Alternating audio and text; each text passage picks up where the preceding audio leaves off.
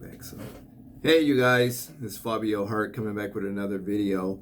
In this video, what I want to talk about exclusively is subcontractor companies or subcontracting companies.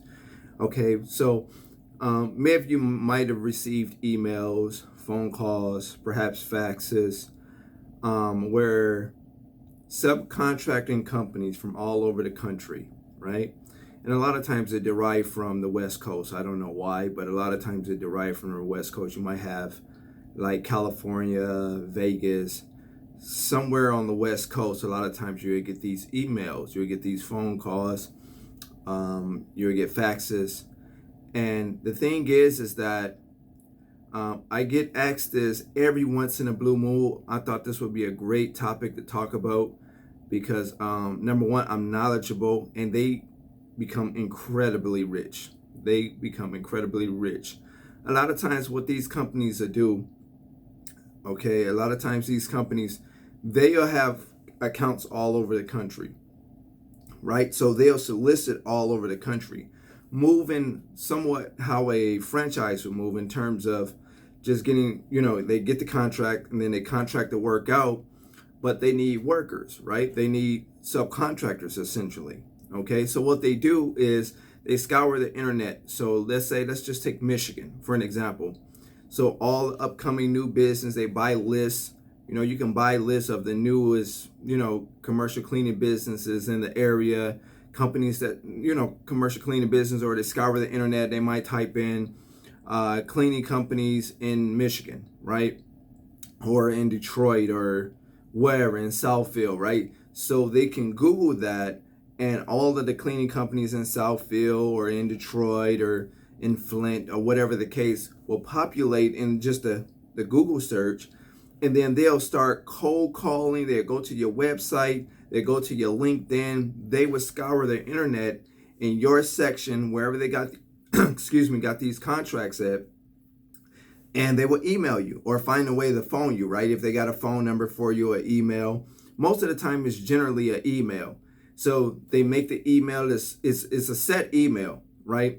It's a sweet deal, the verbiage. They use the same type of email no matter where they at in the country, right? Wherever they sending this email off to, whether it's Detroit or whether it's Wisconsin or whether it's Maryland or wherever the case is, they use the same type of email, and they just kind of send it off throughout the course of the country, like throughout the country, right?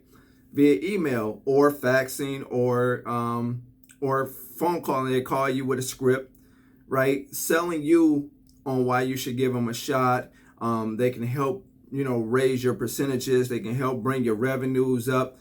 And they'll tell you something that sounds really good, whereas they'll say, well, this contract could pay out,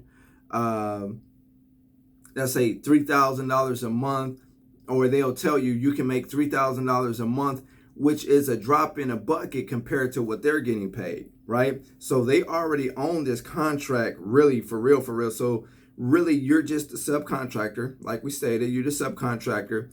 You don't own the contract. They offer you this contract because they need people to cover it. So they're looking for contracts throughout the entire state, like I shouldn't say state, the entire country. That's what I meant to say. They're looking for contracts throughout the entire country, and then they find subcontractors within those given states and sub the work out to them. The check come to them, and they cut you a percentage of the deal. Now, a lot of times people email me, they say, Fabio, I got this incredible email, man. I'm thinking about taking it. It's a company, they contact me, man. I don't know how they got my information or how they found me, but man, this sounds like a sweet deal, and I can show you $3,000 right about now.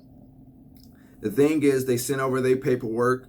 I done read a lot of these contracts. I done read a lot, and I'll highlight the stuff back. I'll literally highlight the stuff back, or, kind of mark it off and show them where it doesn't make sense for me to sign or for me to be interested in it. And I'll kind of break it down and explain. I've had many people fax me over contracts of these subcontracting companies, okay, from all over. Like I said, a lot of times it come through the West Coast. A lot of times I have had some that come up from the South, right, where they're looking for subcontractors to cover these accounts These are deals that you do not want to take. You do not want to take. You don't have to believe me, just do your research on it, okay? The percentages are very, very low. They take something like 60% and you get 40, or take something really high like 70%, 80%, and you get 20, right? Now, it's different for me when I pay out to a subcontractor like a carpet cleaning company. But see, I don't keep 70% and give them 30. I pay out 70% and I'll take the 30. I bring them the deal, right? You hear me say this all the time, and my personal opinion, other people might disagree, but the greedy become the needy. The greedy become the needy. Okay, it's when you become so greedy that ultimately, eventually, you'll become the needy, right? Because a lot of these subcontracting companies, they shit on a lot of people. Excuse my French, but they shit on a lot of people, right? So what happened is they lock you into this deal. They'll have a non-compete clause in there. They totally fuck up what you got going on in your individual business, right? They have all these different clauses. You can't do this. You can't do this.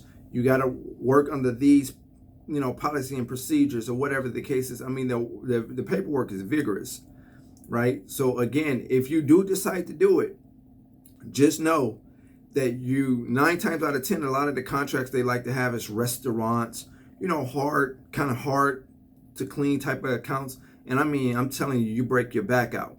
Now, they got all type of accounts. They got commercial buildings, smaller buildings, big buildings, automotive buildings, restaurants. They got all sorts of type of accounts, right?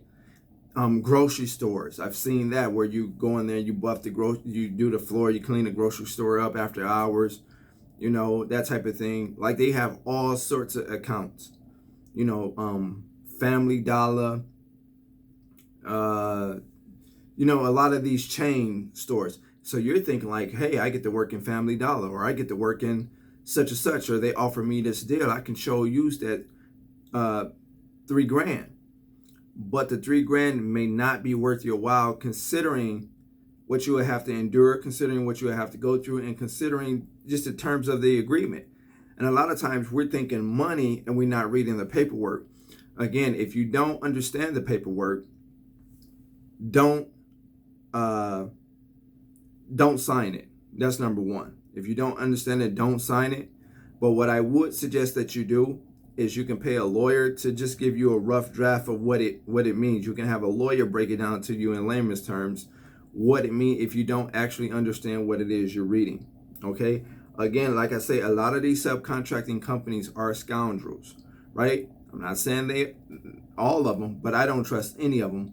I've received many emails like that, especially in my early on stages. And the deal do sound good. They'll send you all the paperwork. They'll send you the contract. They'll send you your percentages. They'll send it all to you and really get you going and get you started right away. But the money that they're making on that deal compared to the money that they're paying you is really not worth it. I mean, at the end of the day, it's not worth it. Okay, you'll be essentially like a glorified employee for them. Then you bring your crew in, you got $3,000, you still got to pay taxes, right? You're going to have whatever overhead that you have. You got to pay your employee. Again, your profit margins are generally low as crap, low as hell. So these are companies that I wouldn't suggest that you guys sign up with. Okay? These are companies that I wouldn't suggest you guys sign up with. So if you get an email, they say, hey, we're looking for subcontractors, man, you can make a ton of money. Again, they'll have a ton of work for you, but it might not necessarily be the type of work that you'll be looking for. Okay? And at the end of the day, if they can you from that account, they get to keep the account. It's not like it's your account. You're just a subcontractor, under their umbrella. And again, they don't have to keep you. They can go with the whole new subcontractor. They might find one that they can pay lower than $3,000. I'm just using $3,000 as an example. But again, it's generally low wages, like low payments. Even though in theory, when you don't have $3,000, you're thinking of it like it's a lot of money. But when everything started boiling down, you'll see what I'm saying is right. Some of you guys might leave a comment on here and say, Fabio, you're right. Man, I took a deal and I fucked up. I've actually talked to people that took deals like this and they messed up. And it comes in the form of not only commercial, but residential accounts. Okay, residential accounts. So again, don't just think that it's commercial. It could come in the form of a residential account. Again, they promise you a lot of the big money up front, right? Say, hey, you can do this. And again, you'll get paid the money. You got to be careful, because then I've actually heard some people tell me that the check was short. So they were supposed to get paid, let's use three grand. And then they'll get paid 27, 2,700. Or they'll get paid, 2,500. And then they'll tell them, we're going to make it up. It's going to be on your next check. We promise we got you. It's probably a mishap in the system, whatever the case is. Okay, so you believe them, you continue to do the work, they're still going to get billed because you're there, right? You're the subcontractor. As long as you do a great job, here it is, you're breaking your back, you're doing a great job, cleaning this facility, they're getting the big check, and then they're giving you a very low percentage of really what you probably should be making for that account anyway. Okay? Now, the shrewdness in me will probably want to try to take the account over. But then you got to remember what you signed, right? You got to, again, a paperwork is vicious, okay? Some of you guys know what I'm talking about. You've seen the paperwork, they sent you everything. Again, they send you everything almost instantaneous. They already have this stuff ready, right? And you do get in the account. Like I say, you get in the account, but there's no guarantee you're going to get paid what you're supposed to get paid. There's no guarantee that you're going to get paid on time. And then, quite frankly, like I say, they got rules and regulations, in their terms and agreement or whatever. Okay, so they don't want you to compete. They want this percentage. They taking this percentage. You got to know your percentages. Okay, even though, again, you might make, hypothetically, let's say 10 grand a month with them, you're still going to be getting underpaid. They might have you at 2 or 3 accounts, 4 accounts, and those 4 accounts might amount to, let's say, 10 grand. Well, you're not making 10 grand now, so 10 grand sounds really, really nice. Okay, but in the long run, you could have just signed your life away if you didn't read the legal aspect of the agreement, if you didn't read the terms and the policy and procedures and, the terms of the agreement. Okay, again, don't assume that you know what it means. Don't go to the dictionary and try to, Google it. And, you can look the word up. But you want to have a clear understanding. And I feel like in this case, it would be nice to have a lawyer on deck that you can pay as is. Again, you don't have to have, you hear me talk about lawyers all the time. You don't have to have a lawyer on a retainer. You can pay as you go, so to speak. Hey, lawyer, I need you to look over this document, kind of break it down to me. How much would you charge me? Might be a few $100, might be $1,000. I don't know. Right? Just depend on what lawyer you find, whether it's a business lawyer, whatever business lawyer you find. Okay, so again, be very, very careful in these people that send you these emails offering you these contracts for 3 grand, because I'm telling you, if they offering you for 3 grand, they're probably making 12K on it, 15K on it. They're making a shitload of money on these deals. Okay, but because you need the money, you might be tempted to sign. Okay, I just do not trust those companies at all. I've never worked with those companies. I've never even thought about giving them a shot. Again, they've sent me, I've talked to them, they sent me paperwork. Again, I've read through it. If it was something that I didn't understand, I got a business lawyer, Mr. Khan. I had Mr. Khan read it, break it down to me, what's this, so he break it down to me in layman's terms where I can understand it.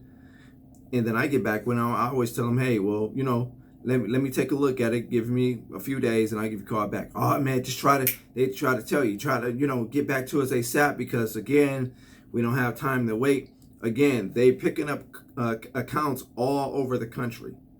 They're picking up accounts all over the country, and they're looking for subcontractors like yourself, right? That might need the money. They talk to you nice and sweet over the phone, send you the paperwork, and they know you're not going to read it, right? They want you to go ahead, sign it, email it back with an electronic signature a lot of times, or they'll, want you to print it off and just fax it back over, mail it next day, or however you do it. Okay. Again, I wouldn't do it. By the way, if you guys did decide to do it and you mailed it, you sent it back to them that way, please make a copy for your own records. Okay. Because if you mail the packet back, then, you want to have a copy of what you signed. You can't really use what came through the email, even though that's what they send, because you need to have what you signed and what you dated, right? Or what you initialed, okay? So I wouldn't do it, but if you feel comfortable about it, by all means, go ahead. I just wouldn't do it. That's going to wrap it up for now, guys. This video was talking about dealing with subcontracting companies and would I deal with them or wouldn't I deal with them? Okay, so that's that. I'm Fabio Hart. The only person that could ever stop you from starting up your own dreams and making it to the top is you. Take care.